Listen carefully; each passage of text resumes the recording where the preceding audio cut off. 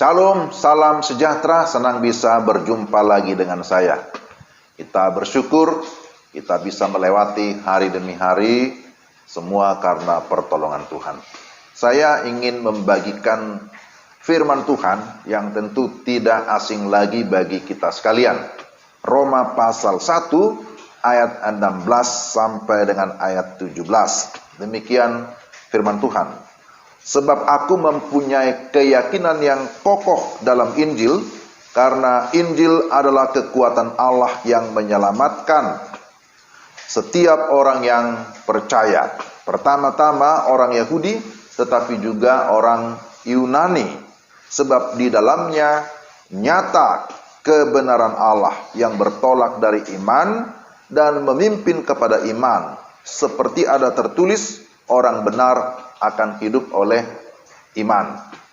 Saudara, bagian firman Tuhan ini adalah merupakan ayat kunci di dalam kitab Roma. Dan kitab Roma ini merupakan tulisan Rasul Paulus, tentu berdasarkan pengilhaman dari Roh Kudus. Yang merupakan penekanan yang ingin saya sampaikan adalah tentang keyakinan yang kokoh dalam Injil. Rasul Paulus memiliki keyakinan yang kokoh dalam Injil karena berdasarkan pengakuannya, berdasarkan pengalaman pribadinya, bahwa oleh Injil Yesus Kristuslah dia mengalami kepastian keselamatan. Dahulu Rasul Paulus bernama Saulus, seorang yang sangat benci kepada Injil, seorang yang sangat benci kepada kekristenan. Tetapi pada akhirnya dia jatuh tersungkur dan bertobat dan menjadi seorang hamba Tuhan yang menjadi seorang misionaris baik di Asia bahkan sampai ke Eropa. Nah, saudara-saudara, Roma pasal 1 sebagai pendahuluan kitab, Rasul Paulus memulai dengan sebuah perkenalan. Kalau kita perhatikan ayat 1 sampai dengan ayat yang ke-7, di sana Rasul Paulus menyatakan identitasnya bahwa dia adalah hamba Yesus Kristus. Dia adalah seorang rasul, dia adalah seorang penginjil. Ini adalah satu identitas yang baru yang dia terima, yang dia dapatkan ketika dia sudah sungguh-sungguh percaya dan menerima Yesus Kristus sebagai Tuhan dan Juru Selamat. Jadi dia menyatakan dirinya, ya ayat 1 dari Paulus ya, dia menunjukkan bahwa dialah yang menulis surat ini, hamba Yesus Kristus atau hamba Kristus Yesus yang dipanggil menjadi rasul dan dikuduskan untuk memberitakan Injil Allah. Jadi dia meyakini bahwa dia dipanggil oleh Allah untuk menjadi seorang rasul. Rasul adalah saksi mata, ya, saksi mata kebangkitan Yesus Kristus. Jadi, saudara-saudara, sebagai seorang rasul, maka tugasnya adalah menyaksikan, ya, pengalaman imannya, menyaksikan tentang Yesus Kristus yang dia percaya sebagai Tuhan dan Juru Selamat. Lalu di dalam ayat 8 sampai dengan ayat 15, ia menunjukkan bagaimana konsentrasinya, ya, perhatiannya di dalam mengikut Tuhan. Dia mengucap syukur Tuhan memilih dia, dia berdoa, ayat 9 sampai 10 di sana disebutkan, dia sungguh-sungguh berdoa supaya oleh kehendak Allah, oleh kehendak Tuhan, dia memperoleh kesempatan untuk memberitakan Injil kepada banyak orang, secara khusus kepada orang-orang yang ada di Roma. Nah, luar biasa kerinduannya untuk bisa memenangkan sebanyak mungkin orang. Dan dia menunjukkan kasihnya, dia mau berjumpa dengan orang-orang di sana karena ada satu perasaan berhutang. Jadi dia berkata, aku berhutang, ya, hutang apa? Tentu hutang Injil, karena dia sudah merasakan kasih karunia Tuhan yang begitu ajaib di dalam kehidupannya. Jadi dia menyatakan, aku mempunyai keyakinan yang kokoh dalam Injil. Kenapa Rasul Paulus memiliki keyakinan yang kokoh? Atau apa yang membuat dia begitu kokoh di dalam Injil? Ya, pertama karena dia tahu asal Injil itu, bahwa Injil itu bukan datang dari manusia, bukan berasal dari bawah, bukan berasal dari alam, tetapi itu berasal dari Tuhan sendiri. Injil itu adalah Injil Yesus Kristus, Injil dari Allah, di mana Injil itu berbicara tentang kabar baik. Ya, Injil memang artinya kabar baik. Injil itu adalah firman Tuhan. Sekali lagi, bukan filsafat manusia. Nah, itu yang membuat Paulus begitu yakin dan dia tidak malu. Sebenarnya dalam terjemahan lain dikatakan, aku tidak malu ya untuk memberitakan Injil, tidak malu menyaksikan Injil. Karena pada masa itu ya, Roma itu kan di bawah pemerintahan Kaisar ya, yang begitu kokoh ya, menurut keyakinan mereka, satu pengakuan mereka bahwa pada saat itu Kekaisaran Romawi itu menjadi satu pemerintahan adikuasa atau adidaya yang nampaknya tidak tergoyahkan.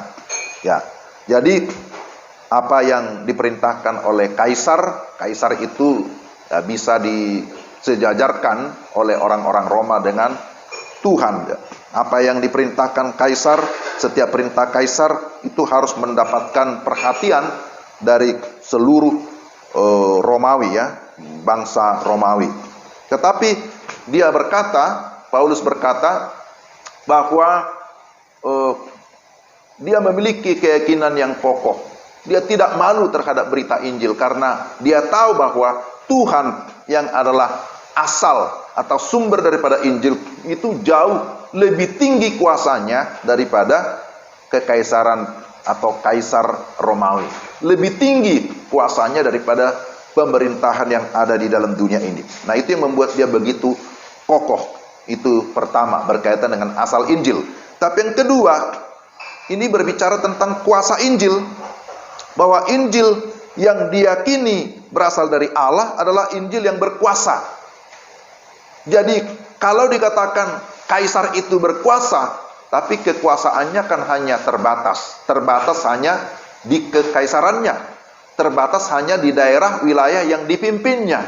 Tetapi kuasa Injil itu melampaui kekaisaran Romawi. Kuasa Injil adalah kuasa yang melampaui segala bangsa, yang tidak bisa dibatasi oleh satu wilayah kekaisaran atau wilayah politik, ya. Jadi dia berkata Injil adalah kekuatan Allah. Kekuatan itu adalah kekuatan yang berasal dari Tuhan yang menaklukkan segala sesuatu, ya, termasuk menaklukkan iblis, menaklukkan dosa yang begitu menguasai manusia, ya. Jadi di sini kita belajar bahwa Paulus mau memberikan penegasan apa yang merupakan kebanggaan Roma, yaitu pemerintahannya, yaitu militernya yang diagung-agungkan, dibangga-banggakan, yang memiliki satu kekuatan yang luar biasa menurut mereka sebagai negara adikuasa yang bisa menaklukkan bangsa-bangsa lain. Wah, yang merasa diri hebat. Nah, sekarang dia mau berkata bahwa kuasa Injil lebih daripada itu. Kuasa Injil lebih daripada segala kekuasaan yang ada di kekaisaran Romawi. Jadi inilah yang mau ditegaskan, bahwa kuasa Injil itu dapat menembus bahkan hal-hal yang bersifat supranatural, ya, apa yang tidak bisa diselesaikan oleh pemerintahan manusia, ya, secara khusus berkaitan dengan dosa, tapi Injil bisa menyelesaikannya. Jadi ini hal yang sangat penting, dan bahwa Injil itu, kuasa Injil itu kan tidak hanya sebatas cerita, tidak hanya sebatas kata orang, tidak hanya sebatas teori, tetapi Rasul Paulus sendiri kan sudah mengalami kuasa Injil yang mengubah kehidupannya dari seorang penjahat dari seorang yang begitu ganas, tapi sekarang sudah diubahkan oleh Injil, sehingga dia memiliki satu paradigma yang diubahkan. Sekarang dia berubah 180 derajat menjadi seorang yang sungguh-sungguh mengasihi Tuhan, mengasihi banyak orang, dan kerinduannya adalah supaya orang-orang lain juga dapat mengalami kuasa Injil, dan itulah yang dia perjuangkan. Dan yang ketiga, kita lihat bahwa hasil dari Injil itu adalah kepastian keselamatan. Nah, di dalam ayat 16 di sana dikatakan karena Injil adalah kekuatan Allah. Tapi tidak berhenti sampai di situ. Kekuatan Allah yang bagaimana? Yang menyelamatkan. Menyelamatkan. Jadi ini yang ditegaskan oleh Paulus. Keselamatan memiliki arti dasar satu pembebasan, satu kemerdekaan dari segala keterikatan ataupun perbudakan dosa. Jadi baik sebagai pribadi maupun sebagai bangsa, Kaisar dipandang sebagai juru selamat pada masa itu. Ternyata kan tidak bisa. Kaisar akhirnya juga mengalami keruntuhan. Tidak ada kekaisaran yang terus bertahan secara permanen, Mereka juga akan mengalami keruntuhan. Tetapi Kristus tidak pernah mengalami masa keruntuhan, tetapi tetap mengalami masa jaya, terus memberikan kemenangan, kepastian keselamatan bagi orang-orang yang percaya kepadanya. Jadi ini juga yang ditegaskan oleh Rasul Paulus, bahwa jangkauan Injil ini yang keempat, itu ternyata tidak terbatas hanya kepada orang-orang Yahudi, orang-orang Israel, bahwa Kristus datang untuk semua bangsa, untuk segala bangsa. Jadi ditekankan di sini bahwa Injil itu berkuasa untuk menyelamatkan. Menyelamatkan siapa? Setiap orang percaya. Baik itu yang berasal dari Yahudi, tetapi juga orang-orang Yunani. Baik orang-orang Yahudi maupun orang Yunani. Memang pada masa itu peradaban dikuasai atau didominasi oleh dua kelompok ini. Yahudi secara keagamaan, Yunani secara filosofi, secara pengetahuan. Tetapi baik orang-orang yang terpelajar, yang tidak terpelajar, orang Yahudi, non-Yahudi, dikatakan akan memperoleh keselamatan ketika dia sungguh-sungguh percaya kepada Injil Yesus Kristus. Sebab di sana dikatakan di dalamnya nyata kebenaran Allah yang bertolak dari iman dan memimpin kepada iman. Seperti ada tertulis orang benar akan hidup oleh iman. Siapa orang benar? Sebenarnya tidak ada yang benar, kata Paulus juga dalam Roma 3 ayat 10. Ayat 23 juga menyatakan bahwa semua orang sudah berbuat dosa. Tetapi siapa orang benar? Sebenarnya seseorang dinyatakan benar oleh karena imannya kepada Yesus Kristus.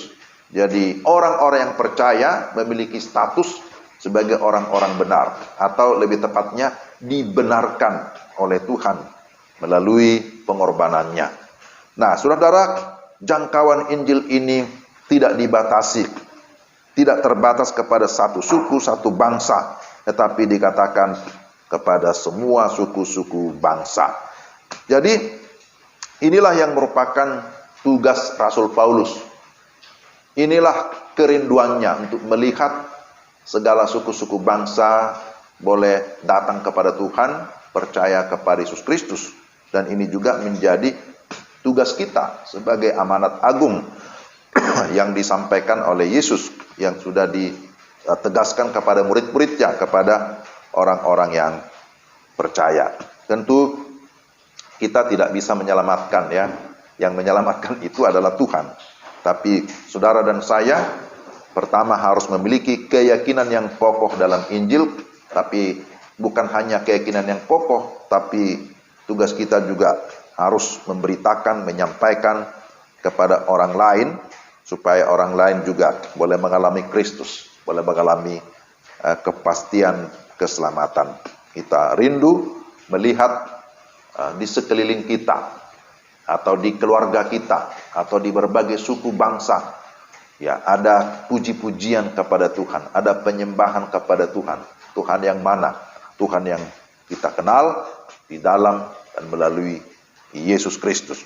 Itulah yang diberitakan oleh Rasul Paulus, bukan hanya kepada orang-orang di Roma, tapi kepada banyak orang di Asia, di berbagai suku bangsa. Dan tugas ini adalah tugas yang mulia.